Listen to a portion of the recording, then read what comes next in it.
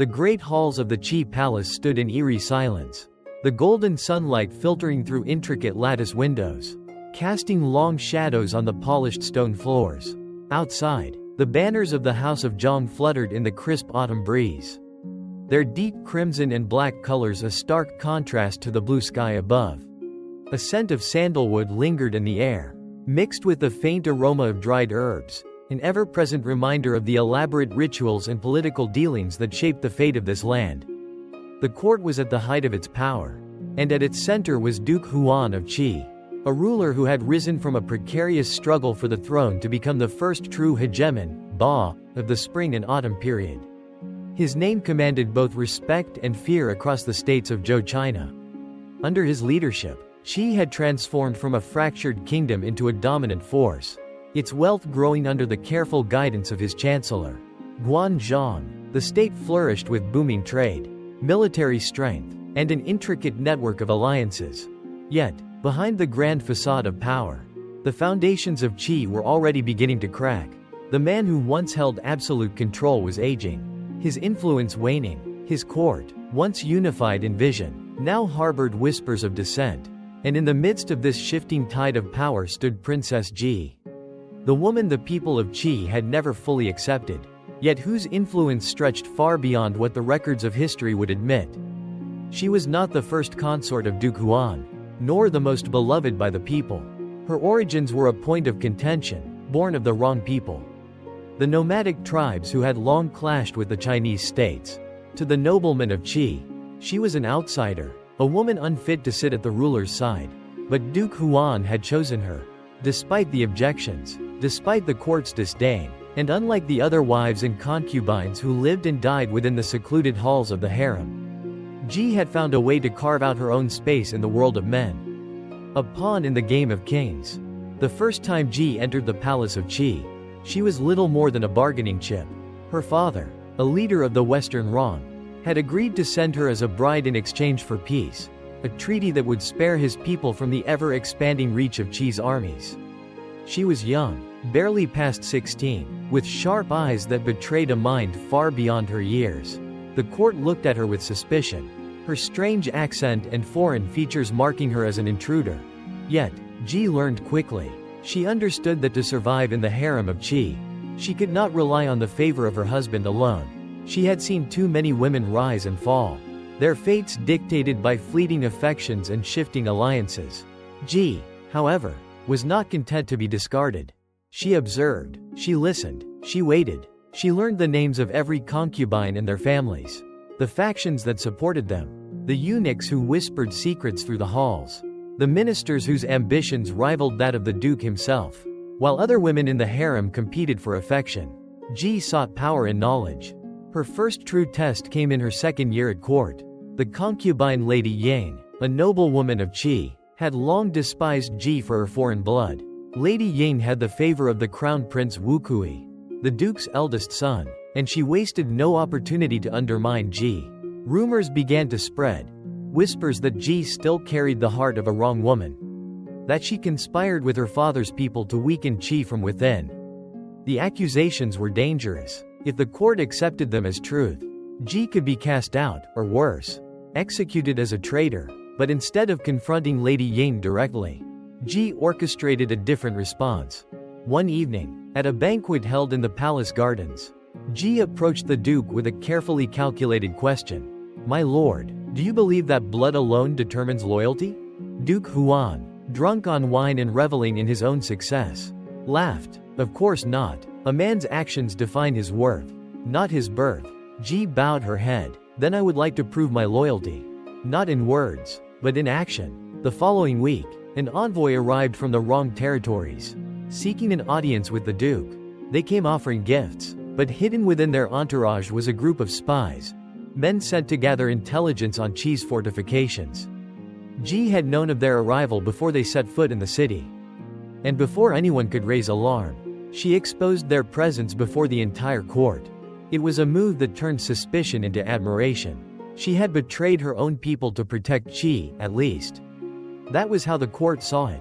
Duke Huan, pleased by her devotion, rewarded her handsomely. Lady Yang, humiliated and discredited, lost the favor of the court. And Ji had secured her place. The woman behind the throne.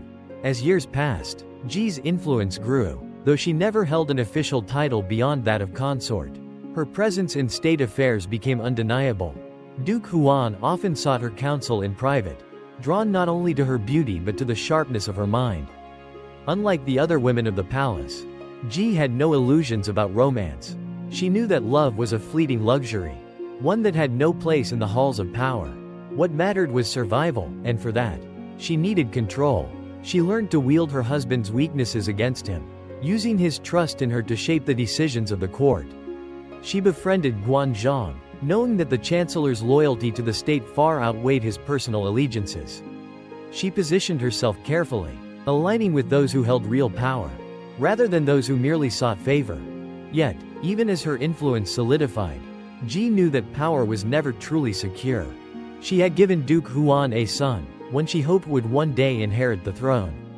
But she was not the only woman in the palace with such ambitions. The harem was a battlefield, and though she had won the first skirmish, the war for succession was far from over. A warning from the shadows. One night, as the moon hung low over the eastern pavilion, Ji received a visitor. An old eunuch, one who had served in the palace long before she arrived, knelt before her and spoke in a hushed voice. "My lady, a storm is coming. The duke grows weak, and the ministers plot. The princes sharpen their knives." Ji remained silent, staring into the flickering candlelight. She had always known that the peace she had built was fragile. But now, as the first cracks began to form, she realized that the true battle for Qi had only just begun. And she would not go down without a fight. The year was 688 BCE. A bitter wind swept through the corridors of the Qi palace, carrying the scent of burnt incense and damp stone. The great halls of Linzi, the capital of Qi, were alive with murmurs, a whispering storm of discontent and curiosity. The wrong princess had arrived. She was an anomaly, an outsider, a woman from the fringes of civilization, brought to the palace not by love, but by necessity. The court called her Princess Ji, but behind closed doors, they had other names for her: the barbarian's daughter, the foreign bride, the duke's mistake. Ji knew the game even before she stepped inside the gates of Qi. She had seen it played before. Among the nomadic tribes of her homeland, power was never given, it was taken, seized in moments of weakness. And here, in this world of jade columns and silk-draped corridors, it was no different. She was 16, young enough to be dismissed as naive, but wise enough to see the treachery that surrounded her. The harem was not merely a place of leisure, it was a battlefield, where women fought wars without swords, where a misplaced word could be deadlier than an assassin's blade. On her first night in the palace, she lay awake, listening to the sounds of the city beyond the walls. The foreignness of it unsettled her. The cries of merchants, the echo of soldiers patrolling the streets, the faint laughter of courtiers deep in their cups. It was a different world from the open plains of her childhood, where the only walls were the mountains and the only law was survival. She had been brought here to secure an alliance between the wrong and Qi. But Ji understood the truth. She was not a bride. She was a hostage. The court would never accept her. The nobility would never see her as one of their own. Even her husband, Duke Huan, despite his reputation as a forward-thinking ruler, viewed her as little more than a political tool. But Ji had no intention of being used and discarded. She would not fade into obscurity. The first test of her resolve came swiftly. A month after her arrival, an incident erupted in the palace. A stolen letter, a whisper of conspiracy. The accusation was subtle but deadly. Someone claimed Ji had been communicating with the wrong chieftains, passing on sensitive information about Qi's defenses. The charge was treason, punishable by exile at best, execution at worst. The source of the rumor was no mystery.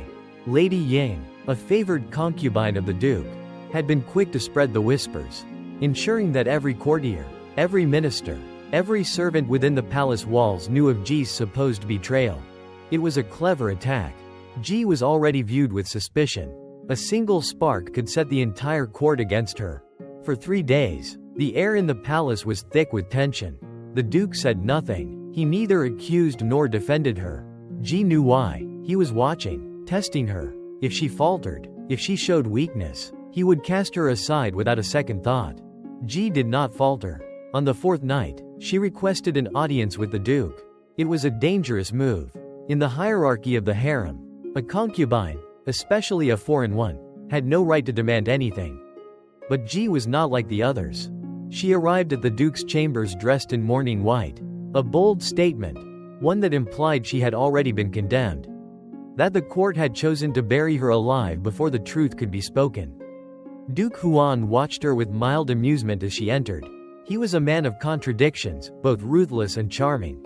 Brilliant yet reckless. He had seen countless women grovel before him. But Ji did not bow. "My lord," she began, her voice steady. "It seems my loyalty has been questioned. I am told that I conspire against Qi. If this is true, then I am guilty not only of treason, but of great stupidity, for only a fool would betray a kingdom as powerful as this while standing in its very heart." A ripple of laughter from the gathered courtiers. A flicker of intrigue in the Duke's eyes. Ji pressed forward. "I have no defense but my actions. If my lord permits, I will prove my allegiance in the manner of Qi's great warriors." The room fell silent. The meaning was clear. Ji was invoking an ancient tradition, the trial by ordeal. She would submit to a test of loyalty, one so dangerous that only the truly innocent would dare to accept. Duke Huan studied her for a long moment. Then, with a slow smile, he nodded. "Very well. Let us see if the blood of the wrong runs as true as their legend claims." At dawn, the trial began. Ji stood in the courtyard, her feet bare against the cold stone. Before her, a great iron cauldron sat atop burning coals, the water within already beginning to boil. The test was simple. She would reach into the cauldron and retrieve a token from its depths. If she hesitated, she would be deemed guilty. If she screamed, she would be marked as a liar. The nobles watched with eager eyes, waiting for her to fail. Ji did not fail. With deliberate slowness, she stepped forward, the heat seared against her skin, the rising steam blinding her. She plunged her hand into the boiling water. Pain exploded through her arm, white hot, unbearable, but she did not cry out. She did not flinch. When she withdrew her hand, the token was clutched within her trembling fingers. Her skin was raw, blistered and burned, but her expression remained composed. The Duke rose from his seat. "The gods have spoken," he declared. "Princess Ji is innocent." The court murmured in awe. Lady Ying paled, knowing that her carefully crafted scheme had collapsed. Ji had won, but as she stood there, her burned hand clenched at her side, she realized something far more important than her victory. She had earned the Duke's respect, and that was worth more than any title, any alliance. The weeks that followed marked the beginning of her rise. Ji was no longer just a foreign bride. She was a force to be reckoned with. The court began to take notice, the nobles whispering her name with both caution and curiosity. She did not seek power openly, but she positioned herself carefully, befriending the right eunuchs, aligning herself with ministers who had long been overshadowed by the more powerful factions. She became a student of the game. She studied the Duke, learned his weaknesses, his ambitions, his fears. He was a man who valued strength above all else, and she had proven hers. But Ji knew that strength alone was not enough. If she wanted to survive, if she wanted to ensure her son's future, she needed more than the Duke's favor. She needed to control the narrative. And so, she became a storyteller. She spoke to the women of the harem, weaving tales of legendary queens and cunning wives who had shaped dynasties from behind the throne. She planted ideas, subtle and insidious, until they no longer seemed like her own. She redefined what it meant to be a consort. No longer just a pawn, but a queen in the making. Outside the palace walls, the world was changing. The Zhou dynasty was weakening. The lords of the warring states were growing bolder. And Qi, under Duke Huan, was poised to become the greatest power in China. But power was never secure. And in the shadows of the palace, as the factions plotted and the court prepared for war, Ji was preparing for her greatest battle yet. Because she understood one truth that no one else did.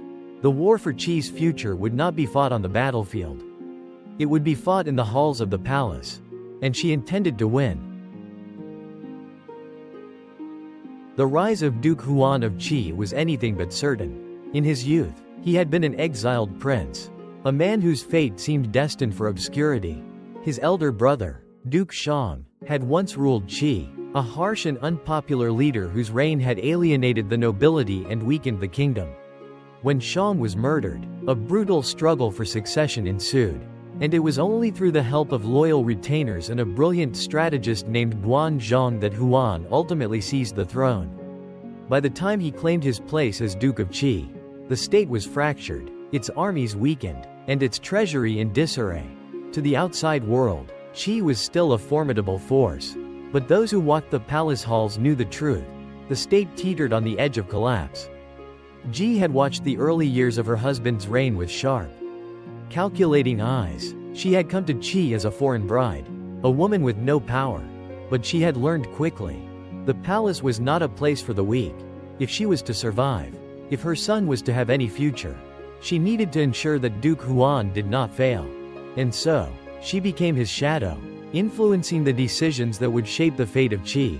The first real test of Huan's rule came in the form of a rebellion. The lords of Qi's outer provinces had long been restless. Duke Zhang's brutal reign had left scars, and many saw Huan's ascension as an opportunity to challenge the central authority. The most dangerous of these warlords was Lord Gao, a powerful noble whose army was large enough to pose a legitimate threat. When news arrived that Lord Gao had declared himself independent and seized control of a key trade route, the court erupted into chaos. Many of the ministers urged caution. Some even suggested negotiating with Lord Gao, offering him titles or land in exchange for peace. Ji, however, saw the danger in hesitation. She knew that if Huan showed weakness now, his rule would never be secure. The other lords would rise against him one by one, and Qi would descend into civil war. One evening, as the duke sat in his private chamber, debating the next course of action, Ji approached him. She poured him a cup of warm millet wine, a silent ritual of their late-night discussions, and knelt beside him. "If you wish to be king in all but name," she said softly, "then you cannot allow a single warlord to challenge you. A ruler who does not punish rebellion invites others to do the same." Huan exhaled slowly, rubbing his temples. "I know this, but our army is not ready. The treasury is strained. We cannot afford a prolonged war." Ji tilted her head, considering. "Then do not fight a prolonged war. Strike fast. Strike first. Take his head before he knows he is at war." The duke studied her, his expression unreadable. "You think like a man," he murmured. "No, not like a man, like a king." The following week, Huan marched his army south. But this was not a traditional war. Instead of engaging in a lengthy campaign, he used speed and deception, strategies whispered to him by Ji in the quiet of their chambers. Before Lord Gao's forces could organize, Qi's elite cavalry swept through his territory, burning supply lines, collapsing bridges, and isolating his strongholds. By the time Lord Gao realized he was at war, half his army had deserted him. The final blow came when one of Ji's trusted allies, an informant placed within Gao's household, poisoned his wine. Within a month, Lord Gao was dead, his rebellion collapsed, and Duke Huan's rule was solidified. As the years passed, Huan continued to strengthen Qi. Under the guidance of Guanzhong, he reformed the government, introducing policies that encouraged trade, agriculture, and military expansion. He built alliances with neighboring states, establishing Qi as the dominant power of the era. But as the kingdom flourished, so too did the dangers that lurked within the palace. Ji could feel the shifting tides of ambition, the way the court looked at her, the way the concubines whispered in the harem. She was no longer just the foreign wife. She was the woman closest to the most powerful man in China. And that made her a target. One evening, as she sat alone in her private chamber, an old servant approached her, his face pale. "My lady," he whispered, "you must be careful. There are those who say you have too much influence over the duke." Ji set aside the scroll she had been reading and regarded the old man. "And what do they say should be done about it?" she asked calmly. The servant hesitated. "There are rumors that the ministers speak of removing you." She did not flinch. "Who leads them?" "The noble houses, Lady Ying's family among them. They fear what will happen if your son inherits the throne." Ji exhaled slowly, her fingers tightening around the silk of her robe. She had known this moment would come. She had spent years navigating the palace, ensuring her survival, protecting her son's future. But now, the real battle was beginning. She would not allow them to take everything she had built. She would fight, but she would not use swords or soldiers. She would use fear. A week later, a tragedy struck the palace. Lady Ying, Ji's old rival, was found dead in her chambers. Her body cold, her lips stained with the unmistakable blackness of poison. The court erupted in rumors. Some whispered that it had been suicide. Others claimed an assassin had entered her quarters in the night. But no one spoke Ji's name aloud. Because they knew. She had never once threatened Lady Ying, never spoken a word against her. And yet, Lady Ying was dead. It was a message. To every concubine who plotted against her. To every minister who thought to challenge her influence. Ji had no army, no noble house to protect her. But she had something far more powerful, the ability to make people fear her without ever lifting a blade. And that was the greatest weapon of all. Duke Huan's reign was now at its peak. He had crushed rebellions, unified the state, and transformed Qi into the most powerful kingdom of the era. He was no longer just a duke. In all but name, he was a king. And Ji, the woman they had once dismissed as a mere foreigner, had played a role in every step of his ascent. But she also knew that power never lasted forever. As the duke aged, as his health began to falter, the question of succession loomed. Would Ji's son inherit the throne? Or would the noble houses conspire to place another prince in power? The war for Qi was not over. It was only just beginning. The power of a ruler is not measured only by the banners that march under his name, nor by the lands that bow before him. True power, the kind that endures beyond a single reign, is the power that moves unseen, the whispers in the halls. The hands that guide a ruler's decisions long before they are ever spoken aloud. Princess Ji had learned this truth long before she set foot in the Qi palace. By the time Duke Huan had solidified his rule and crushed his enemies, she had become more than a consort. She was the quiet force that shaped his decisions, the unseen hand that bent the course of history to her will. And yet, she did so without a crown, without a title, without an official voice in court. She did not sit upon the throne, nor did she command the ministers who governed the state. But she had found something far more valuable, the power to make others believe they were acting of their own will, even as they served her purpose.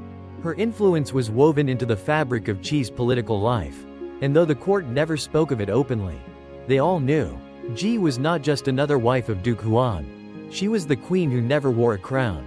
In the years following the consolidation of Duke Huan's power, Ji had carefully cultivated her influence. She had no desire for open confrontation. She had seen how powerful women in court had fallen before. Instead, she moved like a shadow, always present but never obvious. She befriended the eunuchs who controlled the palace's daily functions, ensuring that nothing happened within the inner chambers without her knowing. She maintained relationships with key ministers, offering them quiet counsel in private while never challenging them in public. But her greatest triumph came in the form of her relationship with Guanzhong. The chancellor was, without question, the most powerful man in Qi after the duke himself. He was not a man easily manipulated. His loyalty lay with the state, not with any individual. But Ji had long understood that true influence did not come from forcing a man's will, but rather by convincing him that his will aligned with yours. Through careful conversations and subtle persuasion, Xi and Guanzhong found common ground. He believed in strengthening Qi, in ensuring its stability beyond Huan's reign. And though he would never publicly acknowledge Ji's role in court affairs, he came to respect her mind, to recognize her as an asset rather than a threat. And so, she ensured that her interests were protected in his reforms. She positioned herself in a way that no matter who sat upon the throne after Duke Huan, her legacy, and more importantly, her son's future, would remain intact. But even as she built her influence, Ji was always aware of the dangers that lurked within the palace walls. The harem was not a place of sisterhood. It was a battlefield. Though Lady Ying was gone, there were still others who sought to undo what Ji had built. The most dangerous among them was Lady Shu, a concubine of noble Qi blood, whose son was one of the many princes vying for the duke's favor. Lady Shu was patient. Unlike Lady Ying, who had acted out of personal jealousy, Lady Shu was calculated, Strategic, she did not challenge Ji directly. Instead, she wove her own alliances, gathering support from noble families who feared the influence of a foreign-born queen. She knew that as long as Duke Huan lived, Ji was untouchable, but she also knew that the Duke was aging, and when he was gone, there would be nothing protecting her anymore. Ji understood the unspoken threat, and so, she acted first. She could not afford to leave Lady Shu unchecked, but she also could not afford to make the same mistake twice. The death of Lady Ying had been a warning, but if another concubine fell so soon, it would raise too many questions. This time, she would not use poison. She would use fear. One evening, as Lady Shu prepared for an audience with the Duke, she found a single letter placed upon her dressing table. It was unsigned. The words were simple. I know what you plan. You are not as clever as you think. No threat, no accusation, just a single, chilling reminder that she was being watched. Lady Shu read the message once, then twice. Her hands trembled. She said nothing to anyone. She did not go to the Duke that night. And from that day forward, she never spoke against Ji again. But the greatest danger was yet to come. For years, Ji had watched as Duke Huan ruled with strength. But as he grew older, as his body weakened and his mind became clouded, she saw what the court refused to acknowledge. He was no longer the man he once was. His once sharp mind now wandered. His decisions became erratic. He grew suspicious, even of those who had served him loyally for years. And worst of all, he began to withdraw from Ji. He no longer sought her counsel as he once had. He no longer asked for her advice in matters of state. For the first time in her life, she felt powerless. She had built her influence on Duke Huan's trust, on his recognition of her mind. If that trust was gone, if he no longer valued her, then everything she had fought for, her position, her son's future, could crumble in an instant. She could not allow that to happen. One evening, as the Duke sat alone in his chambers, Ji approached him. She knelt before him, as she had done so many years ago when she first proved her loyalty. "My lord," she said softly, "I have always served you. Have I not?" The Duke looked at her, his once bright eyes now dull with age. He said nothing. Ji took a breath. "There are those who whisper against me, who say that I hold too much power. If you believe this to be true, then say the word, and I will leave." Silence. Then, finally, Duke Huan spoke. "No," he said, his voice hoarse. "Stay." And with that single word, Ji knew she had won him back. For now. But she also knew that this victory was temporary. The Duke was fading. His strength was leaving him. And when he was gone, the war for the future of Qi would begin in earnest. She had spent years working in the shadows. But soon, she would have to step fully into the light. Because in the end, power was never given. It was taken. The corridors of the Qi Palace had always been filled with whispers. But now, they were louder than ever. The once mighty Duke Huan of Qi was aging. His once unshakable grip on power now weakened by time and illness. The ministers spoke in hushed tones of what would come after him. The noble families, once loyal to his rule, began choosing sides in the inevitable struggle for succession. And in the heart of it all was Princess Ji. She had spent years building her influence, securing her position in a court that had never fully accepted her. But she had always known that her power was borrowed, tied to Duke Huan's favor, to his strength, to his need for her counsel. Now, that strength was failing, and if she did not act, everything she had built, her survival, her son's future, her legacy, would be taken from her. There was no question that the battle for succession would be bloody. Duke Huan had fathered many sons, each born from different mothers, each backed by powerful factions within the court. But Ji's son, Prince Zhao, was not the eldest. He was not even the favored. The crown prince, Wu Kui, was the son of one of the duke's noble-born concubines, and the ministers had long assumed that he would inherit the throne. He was arrogant, reckless, but he had the backing of Qi's most powerful noble families. Ji knew that if Wu Kui became duke, she and her son would be eliminated. She could not allow that to happen. Her first move was subtle. She began by strengthening her ties with the army. While the ministers squabbled over political alliances, Ji turned her attention to the commanders of Qi's elite guard, the soldiers responsible for protecting the palace. She made generous offerings to their families, ensured their loyalty through carefully placed gifts and gestures of respect. She was not foolish enough to believe that soldiers could be bribed with gold alone. What they truly valued was security, honor, and a ruler who would protect their interests. So she gave them something better than wealth. She gave them a future. She whispered to them of a strong and stable Qi, a state ruled by a wise and just leader. A leader like her son. Her second move was to divide her enemies. She knew that she could not fight the noble families head-on. They were too powerful, too entrenched in the court's politics. But they were not united. Though they all supported Crown Prince Wukui, they had competing ambitions. Ji began exploiting their divisions, carefully spreading rumors, stoking their paranoia. One noble lord was told that another planned to seize more land once Wukui became duke. Another was made to believe that his rivals were plotting against his family. Slowly, cracks began to form in the alliance that had once seemed unbreakable. Then, the moment Ji had been waiting for arrived. Duke Huan fell gravely ill. The court knew that he would not last the year. And for the first time, the fight for the throne was no longer a quiet battle fought in the shadows. It was a war, and the factions had drawn their swords. The ministers, sensing their chance to secure their own power, began pressuring the duke to name Wukui as his successor. Ji watched from the sidelines, waiting. She knew Duke Huan was no longer strong enough to resist them forever. So she made her final move. One night, as the duke lay in his chambers, his breath ragged, his mind clouded with fever, Ji went to him. She knelt beside him, taking his frail hand in hers. "My lord," she whispered, "do you remember the warlord, Lord Gao?" The duke's eyelids fluttered. He had been too weak to speak for days. But at the mention of the name, he stirred. Ji continued, "He rebelled against you. He sought to divide Qi. And you crushed him." A faint flicker of recognition in the duke's tired eyes. "Do you know who supported him?" she asked. "The same nobles who now demand that Wukui be named heir."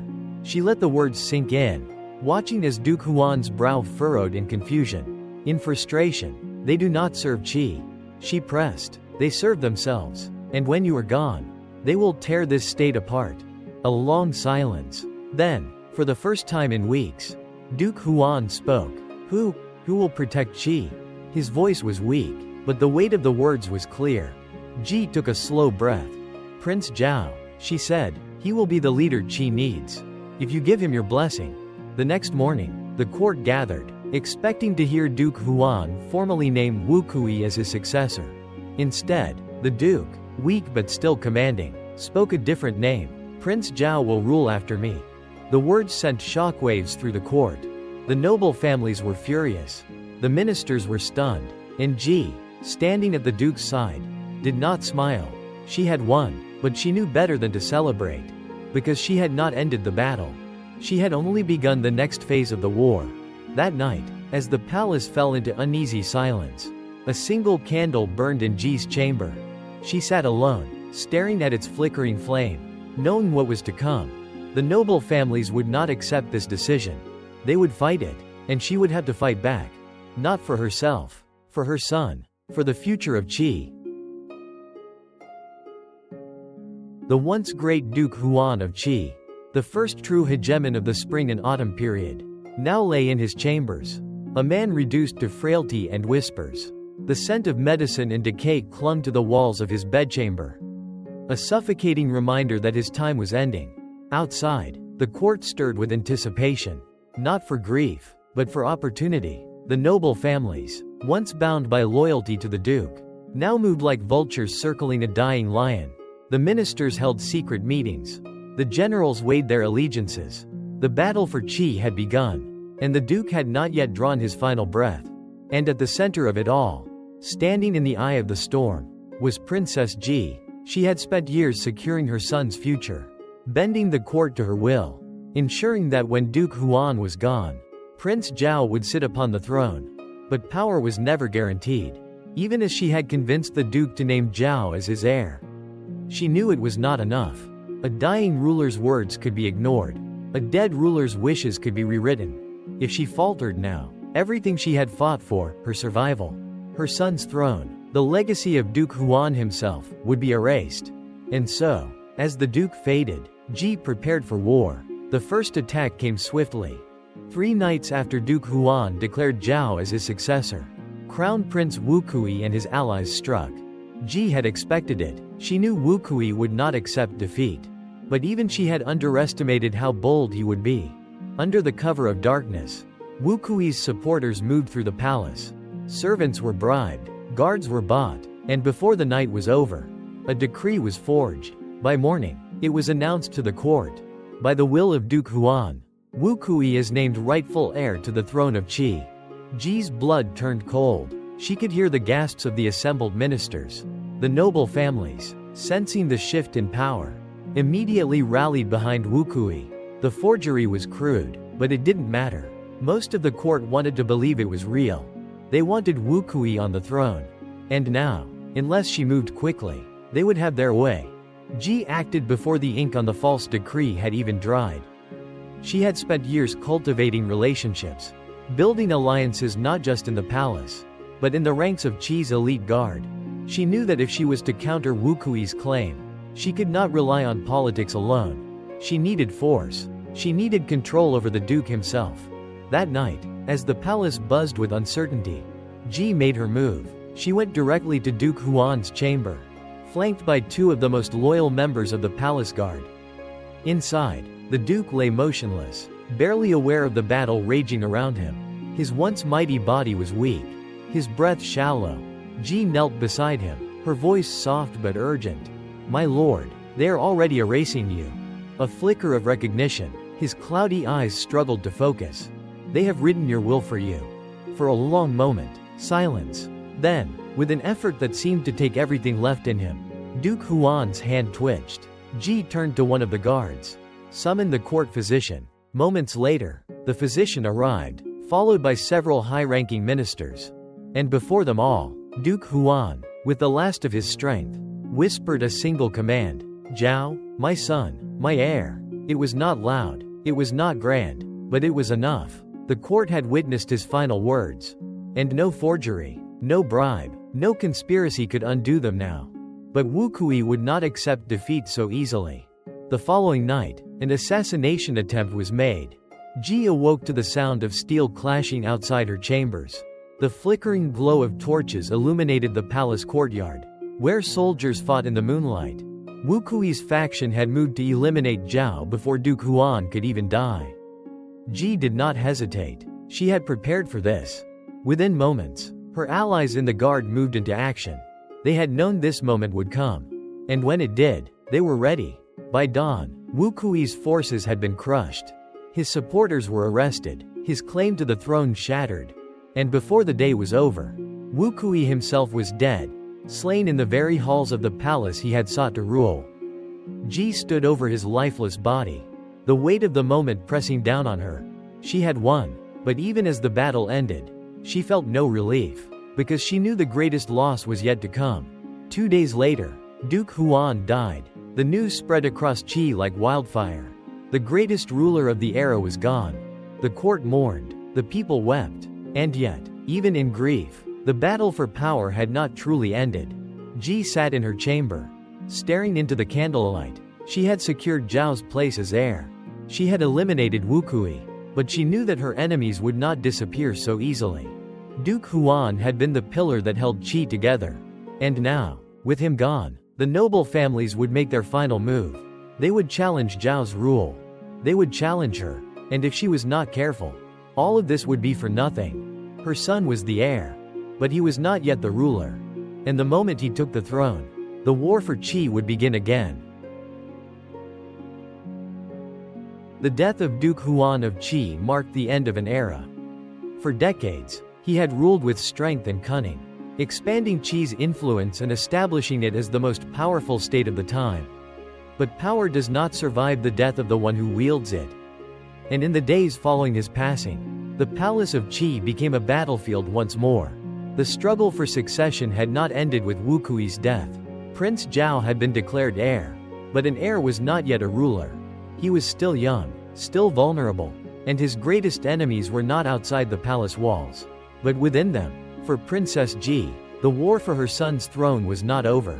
It was only just beginning. The first betrayal came from within the court itself. On the night after Duke Huan's funeral, as the palace mourned, a secret council of noble lords gathered in the Hall of Records. These men had once sworn loyalty to the Duke. They had once feasted at his table, fought in his wars, bowed at his throne. Now, with him gone, they saw their chance to rule.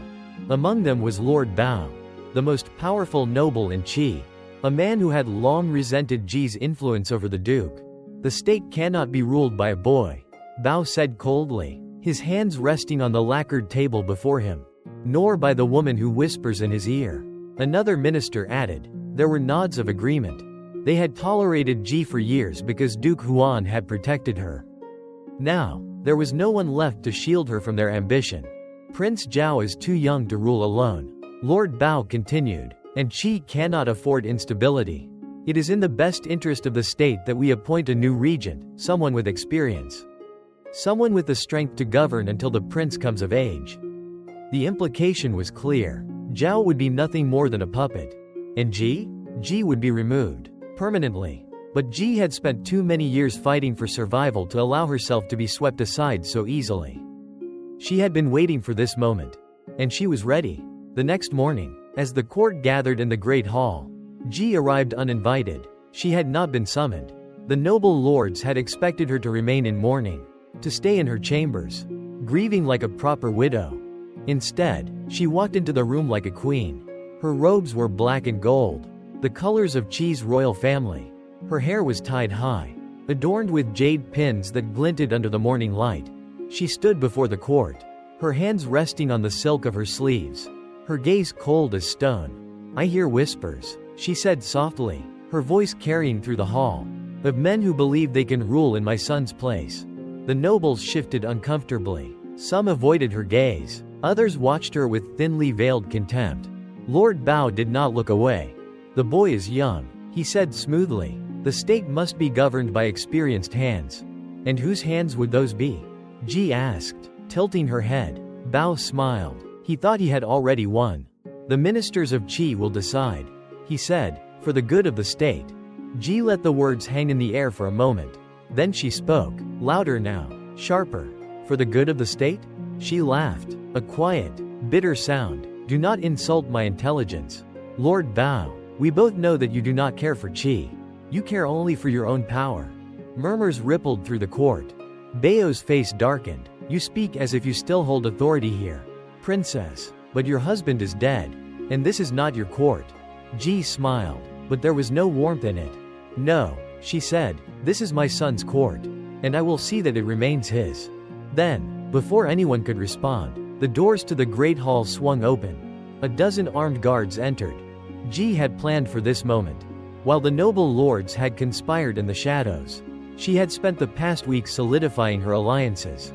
The palace guards had once sworn loyalty to Duke Huan. Now, they swore loyalty to his widow. She turned back to the court, her expression unreadable. There will be no regency, she said firmly. Prince Zhao will rule, and any man who believes otherwise will answer to me. The court had no choice but to submit. For now. But Ji knew that she had not defeated them. She had only bought herself time. That night, as she sat in her private chamber, she received an unexpected visitor. Guan Zhang. The old chancellor had served Duke Huan for years. He had been the true architect of Qi's rise to power. Ji had always respected him, even when their interests had clashed. But now, as he stepped into her room, his expression was grim. You have made many enemies today, princess, he said. Ji looked at him. I have had enemies since the day I entered this palace. This time is different, he said. They will not stop until they remove you completely. Then I will stop them first, she said simply. Guan Zhang sighed, studying her. You are strong, he admitted, stronger than any of them realize. But strength alone will not be enough. You must be smarter than them, faster than them. Ji nodded. She knew this. She had always known this. And so, as the night deepened, she began planning her next move. Because the court was against her. The noble families wanted her gone. And if she was not careful, they would win. But Ji had not spent her life fighting, surviving, outmaneuvering her enemies, only to lose now. They thought they could break her. They thought they could erase her. They were wrong. Because Princess Ji had no intention of falling. Not now. Not ever. The war for Qi had not ended with Duke Huan's death. If anything, it had only begun in earnest. Princess Ji had held the court at bay for now, forcing the noble families into reluctant submission. But she knew their silence was temporary. Her son, Prince Zhao, had been declared the rightful ruler. But he was still a child. And power was never given, it was taken and defended. And as long as Ji remained standing, the noble lords who sought to control Qi would never rest. She had outmaneuvered them once. She would have to do so again. But this time, they would not attack her openly. This time, they would strike from the shadows. It began with the first assassination attempt. Ji had known it was coming. She had seen the way the noble families whispered in the halls. The way Lord Bao had smiled too easily at the last court gathering. But knowing an attack was coming did not make it any less dangerous. It happened in the quiet hours before dawn. Ji had always been a light sleeper, a habit formed long ago. In the dangerous years of her youth. And so, when she heard the near silent shuffle of feet outside her chamber, the soft metallic click of a blade being drawn, she was awake before the assassin even reached the door. She did not scream. She did not panic. Instead, she moved. Years of living in the Qi palace had taught her that survival was not about strength, but about speed and precision. As the door slid open, Ji reached for the dagger she kept hidden beneath her pillow. The figure lunged toward her. She sidestepped the strike, the blade slicing through the silk of her robe but missing her flesh. In a single fluid motion, she turned, driving her own dagger deep into the man's throat. The assassin gasped, his hands clawing at the wound. Then he collapsed to the floor, lifeless. Ji exhaled slowly, stepping away from the body. The scent of blood and steel filled the air. She knew that this was only the beginning, and she was ready for war. The next morning, Ji summoned the entire court. The noble families arrived in their finest robes, pretending as if nothing had happened. She did not give them the chance to speak first. Instead, she had the assassin's body dragged into the hall and thrown at their feet. "This," she said, her voice cold, "is what happens to those who attempt to challenge my son's rule." Silence filled the chamber. Many of the ministers averted their eyes, unwilling to look upon the corpse. Others, like Lord Bao, merely smiled faintly, as if this was nothing more than a minor inconvenience. But Ji saw something else in their expressions. Fear. They had expected her to be frightened, to retreat. Instead, she had sent them a message. She would not bend. She would not break. And if they wanted to take Prince Zhao's throne, they would have to go through her first. But Lord Bao was not so easily intimidated. If he could not kill Ji, he would try to destroy her reputation instead. It began with whispers. She is not truly of Qi. She still serves the wrong people in secret. She killed the Duke herself. To seize power. Lies. All of them. But in the world of politics, a lie repeated often enough becomes the truth. The people of Qi, who had once whispered in awe of Princess Ji's cunning, now began to whisper in fear. Ji knew what Lord Bao was trying to do. He was isolating her, making her appear as a dangerous outsider, someone who could not be trusted. And it was working. Her allies within the court grew hesitant. Some refused to meet with her. Others stopped responding to her messages entirely. She was being pushed into a corner. She had to strike back, before it was too late. One night, Ji summoned Guanzhong. The old chancellor had remained neutral in the struggle, unwilling to involve himself in what he saw as petty court politics. But Ji knew that without his support, she would not last much longer. He entered her chamber with a weary sigh, folding his hands behind his back. "You are running out of time, princess," he said simply. Ji did not deny it. "Then help me," she said. Guanzhong studied her carefully. "You have always been clever, Ji, but cleverness will not be enough this time. The court turns against you. And soon, even the people will believe you are a threat to Qi's future." Ji nodded. She knew this. "Then what do you suggest?" The chancellor took a slow breath. "A sacrifice." Ji narrowed her eyes. "What kind of sacrifice?" Guanzong's gaze was unreadable. "The court wants blood. Give them some, but on your own terms." And just like that, Ji saw the path forward. She could not fight the nobles head-on, but she could give them something to chase. A distraction. A scapegoat. Someone else to take the fall. 2 days later, a shocking decree was announced. A noble lord, one of Lord Bao's closest allies, was arrested for conspiring against the throne. His lands were seized, his family was disgraced, and just like that, the focus of the court shifted. Instead of whispering about Ji's supposed treachery, the ministers now debated the loyalty of their own allies. Doubt spread among them like a disease. Ji had bought herself time, but she knew that she was running out of moves. That night, as she sat alone in the candlelight, she allowed herself a single moment of weakness. She closed her eyes. She thought of Duke Huan, of the years she had spent fighting for survival in his court. She thought of her son, still too young to truly understand the war being waged in his name. And she wondered, for the first time, if she had already lost. But then, she took a deep breath. No, she was not finished yet. She had spent too many years fighting, surviving, outmaneuvering her enemies, only to lose now. They thought they could erase her. They thought they could steal her son's throne. They were wrong, because Princess Ji had one final move left to play. And when she did, it would change Ji forever. The great halls of Lindsay Palace had once echoed with the voice of Princess Ji, the woman who had ruled from the shadows, shaping the fate of Ji with quiet precision. But now, those same halls had grown cold and silent. The court no longer whispered her name in fear, because Princess Ji had been removed. Not by sword, not by poison, but by erasure. The final betrayal had come not in the form of an assassination attempt, nor a military coup, but in something far more insidious, a slow and deliberate isolation. For years, Ji had fought to protect her son's claim to the throne. She had maneuvered through court politics with ruthless efficiency, outwitting nobles, surviving conspiracies, eliminating rivals. But power was not only about strategy. It was about alliances. And the moment the court believed they no longer needed her, they had turned against her completely. Her final battle had not been fought in the open. There had been no trial, no public disgrace. Instead, she had simply found herself pushed further and further into the background. Until one day, she realized she was no longer part of the world she had once controlled. Her son, Duke Zhao, had taken the throne, but he had been too young, too inexperienced to resist the nobles who sought to rule through him. And so, they had whispered in his ear.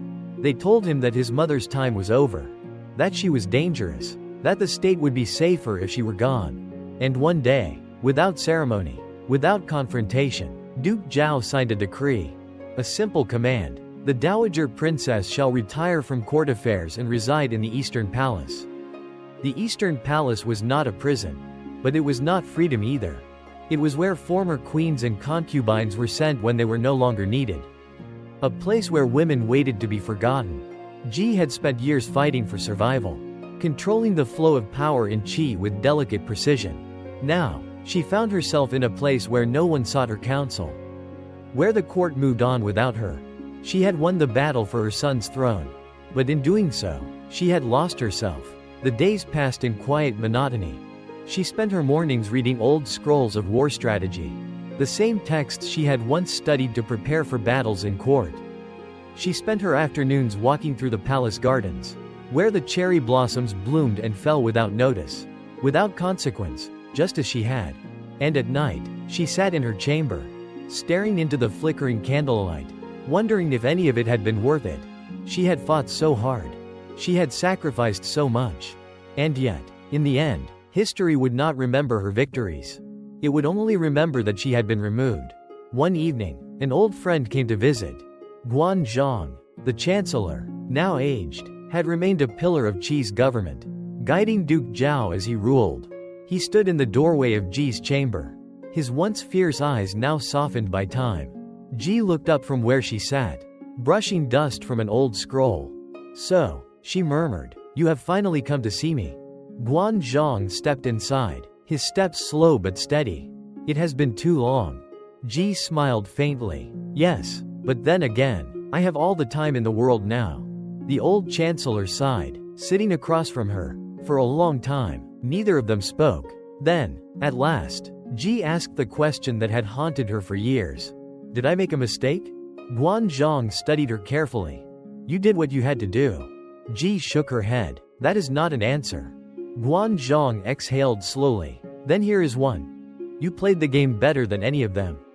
But power is a fragile thing. Ji, you built your world on Duke Huan's rule. And when he was gone, you had nothing left to stand on. Ji chuckled, the sound bitter. So I was always destined to lose. No, Guan said softly. You were destined to be feared. And that is why they had to remove you. A long silence settled between them. Ji looked down at her hands. Hands that had once held the fate of an empire. And now held nothing at all. Tell me, she said after a moment. When history speaks of Qi, when they write of its rulers and its triumphs, will they speak of me? Guan hesitated. Then, quietly, he said, no. Ji closed her eyes. She had known the answer before she asked the question. Still, it hurt. All those years. All that sacrifice. And in the end, history would forget her. That night, as Ji lay in bed, listening to the wind against the palace walls, she thought of all the things she had lost. Her power, her influence, her place in the world. But then, she thought of her son, Duke Zhao, ruler of Qi, and she realized that she had not lost everything. Because he still sat on the throne. Because Qi still stood strong. And because no matter what history said, she had been the one who made it so. Even if they never spoke her name. Even if they erased her from the records. She had won. And that, in the end, was enough. Outside, the cherry blossoms continued to fall. Unnoticed by the world. Just as she had. But she had been there. And she had mattered. The state of Qi had never been stronger. Under the rule of Duke Zhao, the reforms that had begun under Duke Huan and Chancellor Guan continued to shape the kingdom into a dominant force. The economy flourished, the army stood ready, and the people, for the first time in decades, knew an era of peace. But peace was a fleeting thing. And power, once gained, was never secure. From her isolated residence in the Eastern Palace, Princess Ji watched as history unfolded without her. She was no longer invited to court meetings. No ministers sought her advice. The son she had fought so hard to place on the throne had become a ruler in his own right. Surrounded by advisors who had no reason to remember her name, she had built this kingdom. And yet, she was no longer part of it. For years, she had fought for control, survival, legacy. Now, she was left only with silence. And in that silence, she began to wonder, had it all been worth it? She had outlived her enemies. Lord Bao was dead, poisoned in his sleep by one of his own servants. The noble families who had once conspired against her had been purged in the early years of Duke Zhao's reign, accused of corruption and treason. And yet, even as her old rivals fell, her name had not been restored. Her exile from the court had not been lifted. She had won the war, but she had lost her place in the world. Then, one evening, a message arrived, a letter, sealed with the mark of Duke Zhao himself. For the first time in 10 years, her son had summoned her. The court would meet at the ancestral temple, where the spirits of past rulers were honored. And he wished for her to be there. Ji stared at the message for a long time before setting it down. Something had changed, and she intended to find out what. The temple was cold and quiet when she arrived. She had once stood in these halls beside Duke Huan, whispering advice into his ear as he shaped the destiny of Qi. Now, she stood alone, a woman long forgotten by history. Duke Zhao was waiting for her, his royal robes draped over his broad shoulders. He had grown since she had last seen him, no longer a boy, but a man, a ruler in his own right. For a long moment, neither of them spoke. Then, finally, Zhao turned to her. Mother, he said softly. Ji studied him. You have not called me that in a long time. Zhao hesitated. I have been ungrateful, he admitted. Ji raised an eyebrow. Ungrateful? No, my son, you have been successful, and that is all that has ever mattered. Zhao sighed, his hands clasped behind his back. Do you know why I summoned you? Ji glanced at the ancestral altar, where incense burned in honor of Duke Huan and the rulers who had come before him. Because you are beginning to understand. Zhao looked at her, his expression unreadable. Understand what? Ji stepped forward, resting a hand against the cold stone of the altar. The weight of power. For years, Zhao had ruled Qi without her. He had made his own decisions, forged his own alliances. He had believed that he did not need his mother. But now, he saw the truth. Power was lonely. Power was cruel. And the same noble families who had once supported him were now beginning to turn against him. Just as they had turned against his father before him. The cycle was repeating. And for the first time, he saw how much his mother had sacrificed to put him on the throne. "What do you want from me?" Zhao asked finally. Ji turned to him, her gaze piercing. "I want nothing." He frowned. "Then why are you here?" She smiled, a sad, knowing smile. "Because you called for me." That night, as Ji returned to the Eastern Palace, she realized something. She would never rule again. She would never reclaim her place at court. But she had not been erased. She had not been forgotten. Her son, the ruler of Qi, had called for her, because in the end, he understood what no historian would ever write. She had built this empire. And no one could take that from her. Not time, not politics, not history itself. Her legacy lived on, and that, she decided, was enough. The great state of Qi stood tall. Its armies strong, its wealth unmatched. Under Duke Zhao's reign, the reforms that had begun under Duke Huan and Chancellor Guanzhong continued to shape the kingdom into the most powerful state of its time. But history has a way of forgetting those who make it. And though the name Princess Ji had once commanded fear and respect within the palace halls, time had done what no assassin, no conspiracy, no noble family had been able to do. It had erased her. She lived out her final years in the Eastern Palace. Away from court, away from the whispers of politics. The world she had once ruled moved forward without her.